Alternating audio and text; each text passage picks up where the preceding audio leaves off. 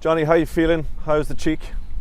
Good, thank you. Yeah, all good. Trained over the last 2 weeks, and was wearing a silly looking mask, but that's not allowed to be worn in a game, so I took it off today, but I've no apprehension or any worries about it. Is that a new one for you, injury wise?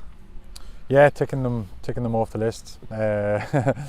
So hopefully not too many more, please God. So Six Nations, the last hurrah, we think, barring, wouldn't put it past you to surprise us next year. How are you feeling about it? Like, what are the emotions you're feeling about that?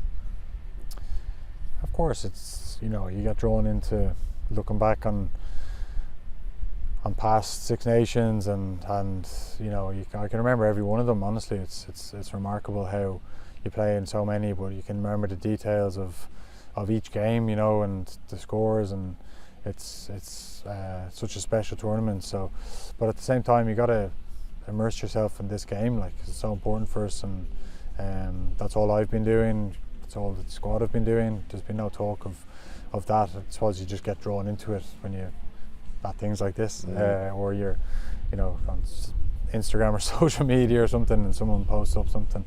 So it's, you can get dragged into it, but at the same time, it's business as usual. Can you remember back to when your first Six Nations in 2010? Like, this was around the time of the big battle with Rog, and you were in one game, he was in the other. I think it was first start was in Twickenham, wasn't it? That win there. Would you compare yourself, even like as a person, between then and now, and how you've changed over the years, or not, as the case may be? I don't know. It's hard for, I think you'll have to ask someone else. I find it hard to talk about myself, but I just remember 2010 being called up. I'd missed the first game with a slight niggle against Italy, and I remember on the Tuesday, Declan I came on. I was on the bench against France the following week, but then my first start in Twickenham, and Declan just said to me, "You're starting," and I was shocked, probably more than anything, and remember the game went okay. I think when I came off, we were level or touch and go, and then Tommy Bowe scored that famous try off the line out, and I remember everyone being so ecstatic after the game, and I was kind of sitting there, it probably wasn't, I was happy with how I went, but when you get taken off and you're not there at the end of the game, you're kind of a little bit down on yourself. And I remember I didn't see the enormity of winning that game, and I was looking around, Paul O'Connell was celebrating like a lunatic, and he'd never won there, you know what I mean? And so, the enormity of it struck me after, and how much it meant to these guys, and that sort of rubbed off on me then. I saw how much it meant to everyone, and I've been like that subsequently. Best moment in all those years, Six Nations wise, that you can sort of stick out in your memory? Winning any of the wins, like when we went 14 and 15, we won back to back. Very special team and coaching staff, and Grand Slam, those, anytime you win something, same when you're looking back at Leinster memories. What are the best memories? Anytime we won the European Cup, you don't get good memories unless you win something. Not for me anyway. So any of those wins. Back to the present day then, heading up the final stretch, what's driving you? Like, what motivates you to be hanging around with all these young fellas and to be doing it at this level? Well, all the young fellas helped me. They if I didn't enjoy being around them and being part of their team, I wouldn't be still doing it. Like, they're the biggest factor. And the other motivation is to try and go out at the top. I don't want to go out. I don't want to get dropped. I don't want to go out not playing for Ireland. So I want to go out at the top, and that's the motivation. That's what gets me out of bed every day. And those two factors really, of course, family and giving them the memories that you do give them on the big days, whether it's your mother and father coming to the game, or your brothers and sisters coming to the game, or your own kids.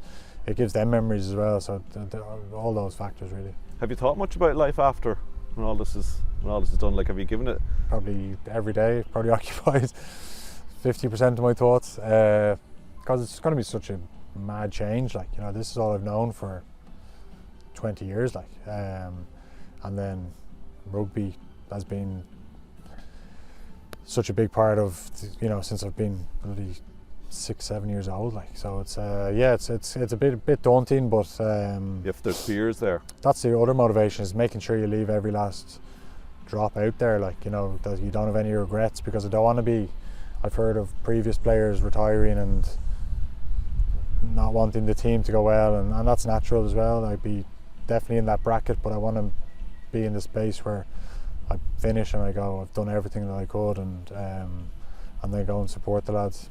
So that's my goal. Is there a sense though of unfinished business then with the team? I don't know if it's World Cup wise or even just winning another championship. Like, do you feel that there's still, for all that you've achieved in the game, that there's still a few boxes to tick yet? Yeah, there's always motivation. Like, I don't think I'll ever lose that motivation, even if I, you know, I've already dragged the arse out of it, but if I dragged the arse out of it even a bit more, the motivation would still be there. But like, getting the most out of ourselves as a team, you know, I definitely feel part of this team as much as any team I've been involved with.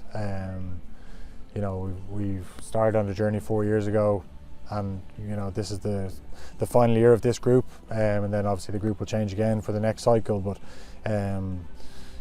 yeah, it's a very, very special group, and I think getting to our potential, we don't know where that is. I don't think we talk about it. We don't think we're there yet, and we just got to keep trying to find those extra 1, 2, 3, 4, 5% that make the difference. How much does what happened in 2019 hang over things, in the sense, only in the sense that you and Andy and other players often use the word grow about the team, that we always need to be growing, we always need to be getting better? Like, is that something that's born out of experience? Yeah, obviously in hindsight, you know, you learn a lot from what happened in 19, but there's very little, you know, how we're doing things this year is very different to how we did it then, and that's no slight on what we did back then, because, you know, everyone's a genius in hindsight, but at the time we all trusted in the process, we trusted in ourselves and what we were doing, and we just didn't get the results and performances that we wanted to. I'm being distracted here from behind, but you know, that's life. You know, whether it was a little bit of form, a little bit of, you know, guys not bouncing back from injuries, whether it was, you know, guys getting too comfortable, I don't know. You know, there's been so much feedback, but what's important now is to take little bits of learnings and then just keep evolving with this team.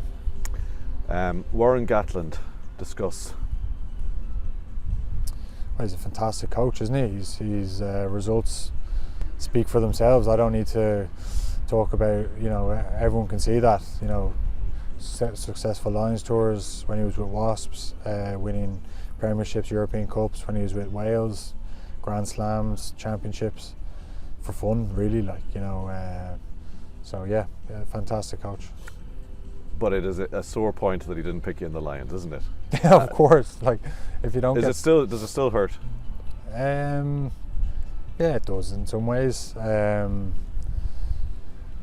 You know, I got to look at it, you know, from a different, you know, I used the motivation, of course, but, you know, it gave me the time to really contemplate for those 4 or 5 months, because Andy didn't pick me against Japan and USA.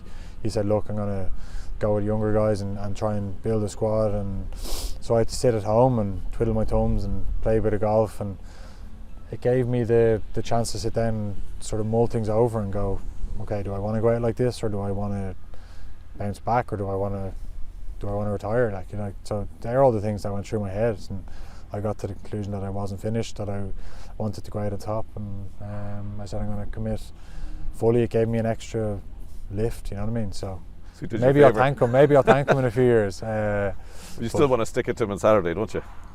Well, some part of me thinks like that I wouldn't, you know, even if I did go on that Lions tour, that I still would have been motivated, you know, after. So, you know what I mean? But sometimes you get setbacks and you got to try and figure out why they come. If you feel like you didn't, if I felt at the time that I deserved to go, well, then why did I get this setback? Well, then you got to make the most of it, and that's what I tried to do. And I'm still here, and hopefully I can put in a good performance on Saturday and then through the campaign. On Cardiff then, and the bad experiences there in the Six Nations over the last decade or so, how do Ireland avoid that happening again and getting what would be a very sweet victory for you in particular over Warren and his boys?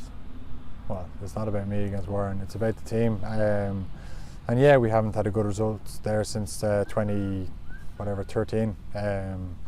what is it, 10 years ago. So, but that's Cardiff. That's who has had a good record there. You know, I can think back at England's, France's games there. Like, it's incredibly tough place to go, like it is to come to the Aviva. We know how much it means to us when we play in the Aviva, and we got to acknowledge that.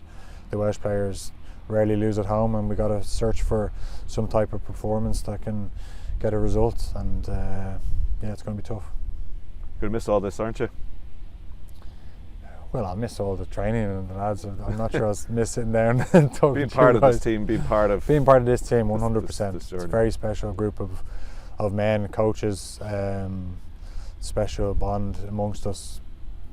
A lot of weird fellas in this squad as well, which keep us laughing.